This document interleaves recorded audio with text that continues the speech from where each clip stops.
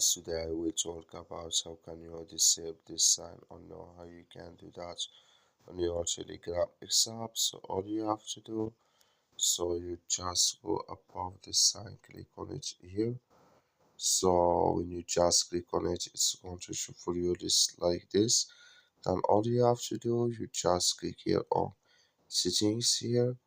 So then it's going to take you to this list. Then all you have to do, just go down here, then you click here on privacy and security here, then come to next step here, then all you have to do now, just go down here, so you keep going down here, then you come here to Incognito here, keyboard, click in this sign here or this color, like you see color, it's gone here, it's disabled with us now. That's all you have to do. That's all. Thank you for watching. Don't forget to support us by like and subscribe.